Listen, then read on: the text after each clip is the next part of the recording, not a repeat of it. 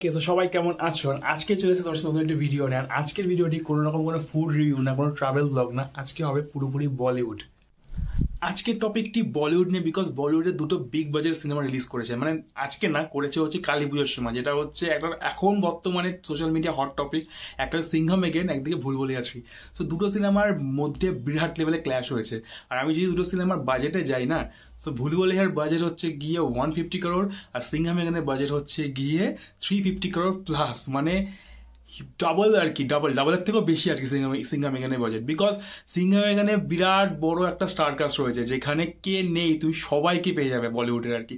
But আমি একটা জিনিস নোটিস করেছি যে ভুলভুলাইয়া হচ্ছে গিয়ে 40% শোজ নিয়েছে ওয়ার্ল্ড ওয়াইড, আর এদিকে সিংঘম এখানে 60%, সো 60-40 রেশিও চলছে আর কি।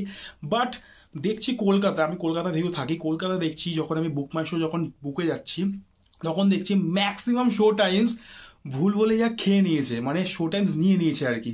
সিংঘম এখানের থেকে বেশি লিডে চলছে, মানে শোজ দিক থেকে আর কি। কিন্তু আমি যদি রিভিউতে যাই না, ভুলভুলাইয়া রিভিউ একদমই ভালো না। মানে আমার বন্ধু বান্ধব যা যা দেখতে গেছে তারা কেউ ভালো বলেনি সিনেমাটাকে, সবাই সিনেমাটাকে খারাপই বলেছে। মানে বলছে শুধু লাস্টের 20 মিনিটস ক্লাইম্যাক্সে ওইটা একটু ভালো, বাদ বাকি কোনো কিছু ভালো নেই সিনেমাটাতে। তো আমি ভাবলাম যে যখন সবাই একই কথাই বলছে, আর বাই দ্য ওয়ে সেই ক্লাইম্যাক্সটা কিন্তু মানে ইউটিউবে রয়েছে, তোমরা পারলে দেখে নিতে পারো, মানে সার্চ করে নিও যেভাবে তোমরা পারো আর কি। লাস্ট ক্লাইম্যাক্স বা ভুলভুলাইয়া সব বলে দিয়ে চলে আসবে। তো আমি ভাবলাম যে 2.5 ঘন্টা বেকার আমি ওই 20 মিনিটের জন্য ওয়েস্ট করবো না। আমি ভাবলাম যে না, একটু পারলে সিংঘম এখানটা দেখে আসি। বিকজ আমি দেখতে চাই রোহিত শেট্টি এত বড় স্টার কাস্টকে কিভাবে সে ইন্ট্রোডিউস করিয়েছে পার্ট বাই পার্ট, ঠিক আছে? কারণ এটা বিরাট বড় একটা ব্যাপার। তো সেটা দেখার জন্য আমি যাচ্ছি আজকে সিংঘম এখান দেখতে। কেমন লাগলো আমার বা কেমন হয়েছে সিনেমাটিতে আমি তোমার সমস্ত কিছু শেয়ার করবো, সেটার জন্য ওয়েট করো। আর যদি ভিডিওটি ভালো লাগে তাহলে অবশ্যই পেজটিকে ফলো করো, লাইক করো, শেয়ার করো। চলো তাহলে যাওয়া যাক, আর দেরি করবো না, অনেকক্ষণ হয়ে গেছে, হাত ব্যথা করছে আমার। তো চলো তাহলে যাওয়া যাক বাইরে। তো ট্রেন থেকে নেমে গেছি, এখন যাচ্ছি হলের দিকে। অ্যান্ড ট্রাস্ট মি, মানে লোকজন তেমন নেই, কয়েকজন আছে। আর সব থেকে বেস্ট পার্ট হচ্ছে শীতকালে তুমি বাইরে বেরোলে তোমার অত কষ্ট হবে না, রিল্যাক্সে যেতে পারবে। সো যাই এখন হলের দিকে, তারপরে দেখা হচ্ছে, কথা হচ্ছে। তো এই সিনেমাটা আমার দেখা ইচ্ছে ছিল ডলবি অ্যাটমসে, বাট অ্যাটমসের শো টাইম ছিল না, প্রথম কথা। দ্বিতীয় কথা হচ্ছে ছিল সকাল 9টার সময়, আর তারপরে এখন শো টাইম নেই। আর অ্যাটমসে দেখতাম বিকজ অফ এই মানে বিজিএমগুলো সুন্দর হয় তো, আর অ্যাটমসে দেখলে আরও সুন্দর লাগতো দেখতে আর কি, আরও বেটার হতো আর কি, সেই কারণের জন্য। বাট আমার কপালটা খারাপ। যাই হোক, যেখানে যাচ্ছি সেখানে দেখতে হবে, কিছু করার নেই। চলো তাহলে যাওয়া যাক। স্ক্রিন কোথায় আছে? স্ক্রিন কোথায় আছে? ওই না, এর নিচের দিকে দিন। থিয়েটারে লোক মানে গুনে গুনে 6 থেকে 7 জন আছে, আর নেই। বাট নিচে অনেক লোক আছে, তারা হয়তো ভুলভুলাইয়া দেখতে এসছে। বাট এই সিনেমায় একদম ফাঁকা হাউসফুল। জাস্ট শো ভাঙলো, আমি বাড়ি গিয়ে সমস্ত ডিটেলস তোমাদেরকে বলছি। মানে আমি এখন বলে দিই, একটু ইন্টারেস্টিং, ঠিক আছে? বাদ গেলে বাইরে কথা হবে, ঠিক আছে? ওকে, তো ফাইনালি দেখে আসলাম Singham 3, and trust me, average cinema, মানে অ্যাবভ অ্যাভারেজ, ঠিক আছে? মানে খুব আহামরি ভালো না, মানে এক্সপেকটেশনস লেভেল বাড়িতে রেখেই যেও যদি দেখতে যাও আর কি। আর বাট ফার বেটার দেন মানে ভুলভুলাইয়া 3 আর কি। এই সিনেমা সব থেকে আমার বেস্ট লেগেছে হচ্ছে গিয়ে সিনেমার cinematography, at the same time হচ্ছে গিয়ে অর্জুন কাপুরের এন্ট্রি, যে ফ্রেমটা ক্রিয়েট করেছে না, ফ্রেমটা জাস্ট অসাধারণ করেছে রোহিত শেট্টি।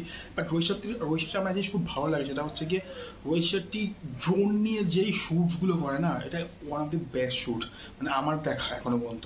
বিকজ আমি চেন্নাই এক্সপ্রেস দেখেছি, কালার যে পিকচার্স থাকে ওটা অসাধারণ, ঠিক আছে? বাট এন্ট্রি যদি বলি, অজয় দেবগানের এন্ট্রিটা আমার ঠিক অত ভালো লাগেনি। অ্যান্ড অক্ষয় কুমার এন্ট্রি তো সবাই দেখেছো।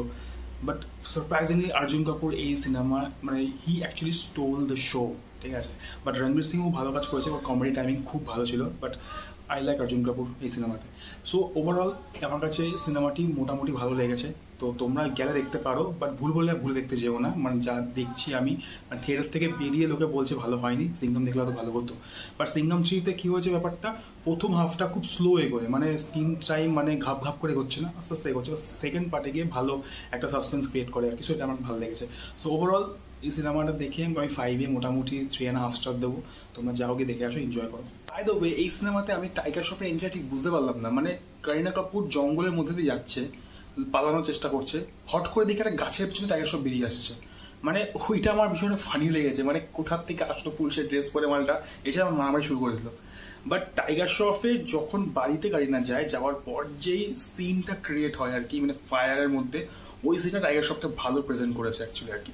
সো এই বইতে মানে বলতে পারো যারা মানে অ্যাক্টিং পারে না তারা ভালো পারফর্ম করেছে। লাইক অর্জুন কাপুরের ফ্রেমটা জাস্ট মারাত্মক ছিল, একটা নেগেটিভ শেডকে রোহিত শেট্টি যেইভাবে প্রেজেন্ট করেছে না, জাস্ট অসাধারণ। আর অর্জুন কাপুরের যে স্মাইল, বাপরে বাপ, ওইটা জাস্ট অসাধারণ।